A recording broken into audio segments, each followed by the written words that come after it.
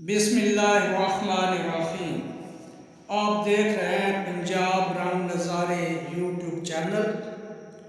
تو آج میں آپ کے لیے ایک پرندے کے متعلق معلومات لے کر آیا ہوں۔ اس پرندے کا نام کبوتر ہے۔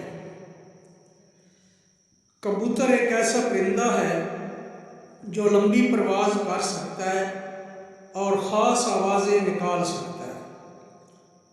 اس پرندے کو برکت، فراوانی، دوستی اور وفاشواری کی علامت کے طور پر پہچانا جاتا ہے۔ یہ پرندہ وسط ایشیا سے لے کر اناطولیہ تک کے وسیع جغرافیہ میں گوشت نہ کھانے والے پرندوں میں سے ایک ہے۔ آئیے آج ہم آپ کو ان خوش قسمت کبوتروں کے متعلق بتائیں گے جو حرم مکی اور حرم مدنی میں رہتے ہیں۔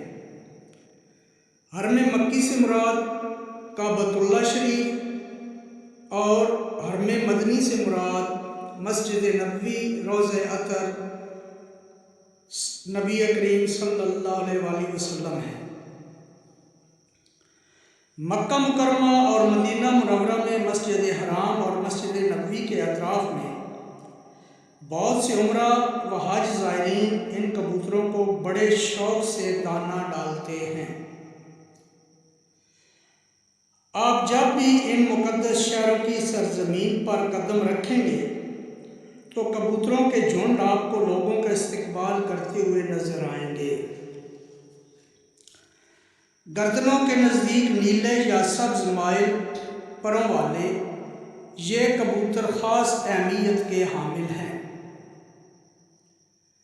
کیونکہ حالت احرام یا اس کے بغیر بھی ان کے شکار کی یا قتل کی اجازت نہ ہے۔ شکار کی صورت میں فدیہ یا دم واجب آتا ہے۔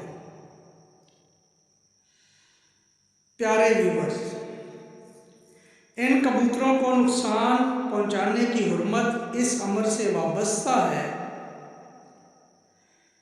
کہ یہ ان کبوتروں کی نسل سے ہیں جنہوں نے رسول اللہ صلی اللہ علیہ وآلہ وسلم کے غار ثور میں قیام کے دوران غار کے دروازے پر گھونسلے بنا ڈالے تھے۔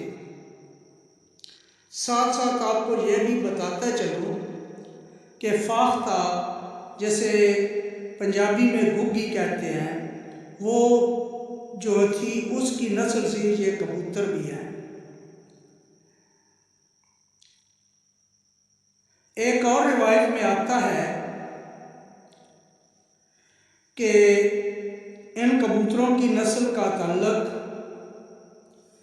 ان ابابیل پرندوں سے ہے جو سمندر کی طرف سے آئے تھے اور انہوں نے اپنے پنجوں میں اور چونچوں میں پتھر کے کنکر تھام رکھے تھے اور بیت اللہ شریف کو منہدم کرنے کے ارادے سے آنے والے یمن کے بادشاہ ابرہہ کو باز رکھنے کے لیے انہوں نے کنکریوں سے حملہ کیا تھا اور اس کا لشکر جو تھا وہ تباہ و برباد ہو گیا۔ اس کے متعلق قرآن حکیم کے آخری پارہ میں جو ہے ایک پوری مکمل سورت نازل ہوئی ہے جسے سورہ فیل کہتے ہیں۔ الم تر کیف فعل ربک باصحاب الفیل۔ ان کبوتروں کے بارے میں اب میں آپ کو ایک تیسری روایت بھی سناتا ہوں۔ یہ بھی بہت مشہور روایت ہے کہ جب حضرت نوح علیہ السلام نے طوفان نوح تھم گیا، اس پرندے کو زمین اور زمین کی خشکی کو دریافت کرنے کے واسطے استعمال کیا تھا اور اس طرح یہ پرندہ دنیا بھر میں امن کا عنوان بن گیا۔ پیارے ویورز، یہ کبوتر جو دونوں حرموں میں رہ رہے ہیں کتنے خوش قسمت کبوتر ہیں کہ پوری دنیا سے آنے والے زائرین ان کو دانہ ڈالنا متبرک سمجھتے ہیں، اور واقعی وہ خوش قسمت ہیں پھر آپ کو یہ بھی بتاتا چلوں کہ یہ سامنے آپ تصویر دیکھ رہے ہیں، یہ کبوتر جب مسجد نبوی کے پاس جاتے ہیں، گنبد شریف کے پاس اڑتے ہیں، تو یقین جانیں کہ بالکل جو ہے کسی قسم کی بیٹ وغیرہ یا کچھ بھی یہ نہیں کرتے، بلکہ بڑے پرسکون انداز میں کعبۃ اللہ شریف یا مسجد نبوی شریف میں جا کے متبرک طریقے سے، مؤدب طریقے سے یہ متبرک پرندے جو ہیں وہاں پہ جا کے ان جگہوں میں حاضری لگواتے ہیں۔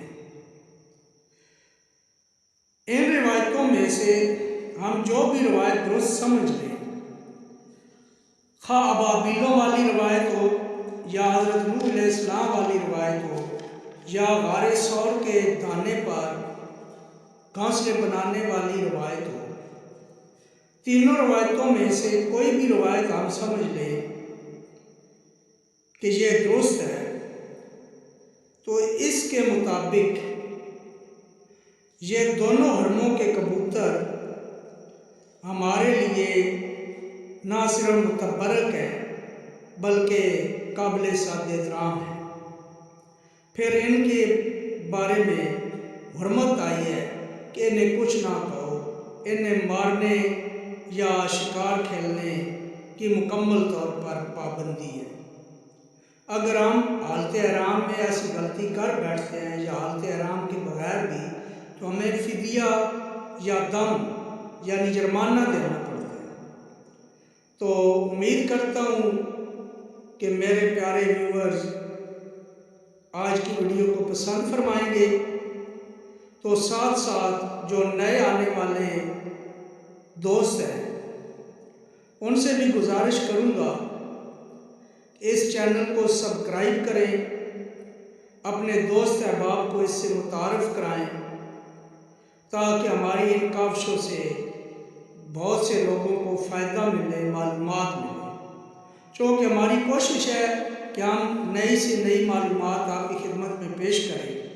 تو امید کرتا ہوں کہ آپ اس کی کوشش کریں گے، اسے متعارف کرائیں گے، اور ساتھ یہ بھی گزارش کروں گا کہ سبسکرائب کرنے کے ساتھ ساتھ ویڈیو واچ کرنے کے بعد لائک کریں اور کومنٹس دیں، تاکہ آپ کے کومنٹس کی روشنی میں ہم بہت مزید بہتری لا سکیں۔